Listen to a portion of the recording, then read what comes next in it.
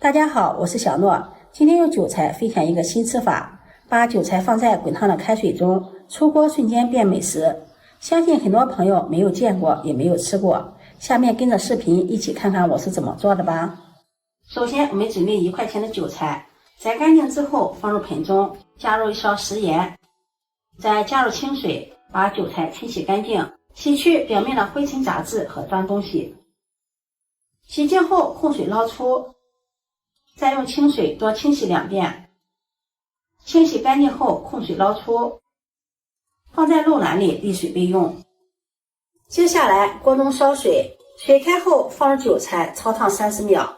韭菜焯燙有3個好處，一個可以去除韭菜中的草酸，第二個可以排除韭菜中多余的水分，這個是主要韭菜當做餡料的時候進行焯燙。第3個就是為了衛生安全性，高溫可以去除農藥殘留、灰塵雜質和蟲卵，吃起來更加的乾淨衛生。相信有很多朋友吃韭菜的時候都是不焯燙的，感覺焯燙之後鮮味就流失了。其實韭菜高溫短時間的焯燙不影響它的鮮味。30秒控水撈出，放入凉水中過涼。過涼之後把韭菜挤水撈出，然後放在菜板上，把韭菜根部切去1刀不要，再将韭菜切成韭菜碎，切好後放入盤中備用。接下來再準備2個西紅柿，用叉子插住西紅柿的蒂部，家裡沒有叉子的也可以用筷子。放到煤氣灶上，用小火烤一烤，轉動一下叉子，讓西紅柿受熱均勻。烤不到10秒鐘就可以看到西紅柿的皮裂開了，再給它轉圈烤一烤，這樣更方便去皮。西紅柿的皮全部裂開了，這樣就可以了。把西紅柿的皮輕輕的揭掉，這樣給西紅柿去皮的方法非常的方便快捷，比用開水燙的要快一些，而且脫皮更加的乾淨。然後把西紅柿對半切開，去掉中間的硬蒂，再切成片，最後切成丁。切好後放入盤中備用。接下來準備1塊生薑，先切成片，再切成絲，最後切成薑末。切好後放入盤中備用。再準備1把清洗乾淨的小蔥，切成蔥花，蔥花盡量切得細一些。切好後放入盤中和薑末放在一起。接下來再準備半斤的豬肉，豬肉最好選擇豬瘦肉，清洗乾淨後先切成片，再切成条，最後切成豬肉丁。買回來的豬肉我們最好放到冰箱裡冷藏一會兒，這樣切的時候更好切。再剁一剁，剁成肉末，剁好後放入碗中。接下來我們來調餡，把切好的蔥花薑末放進來，往裡面加入1勺食鹽、1勺雞精、1勺胡椒粉，再加入1勺生抽醬油，打上1個雞蛋，戴上一次性的手套抓拌均勻，讓所有的調料和肉餡充分的融合在一起。再順着一個方向抓拌，邊抓拌邊摔打，這樣肉餡更容易上勁兒。一直抓拌至肉餡拉絲粘稠，像這種狀態。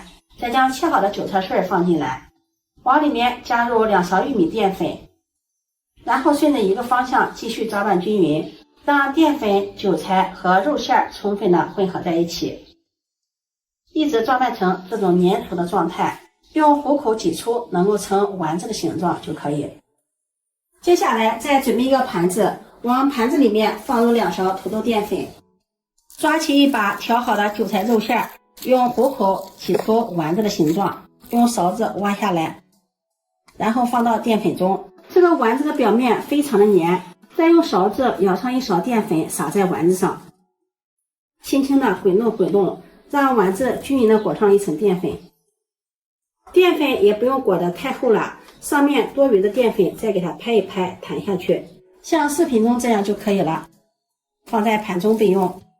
接下來準備1塊生薑、幾粒大蒜，把它們拍散，然後剁成薑蒜末。剁好後放入盤中備用。接下來鍋燒熱，加入食用油，油热放入姜末、蒜末，炒出香味。炒香后再下入切好的西红柿丁，翻炒均匀，邊炒邊按壓，炒出西红柿的汁水。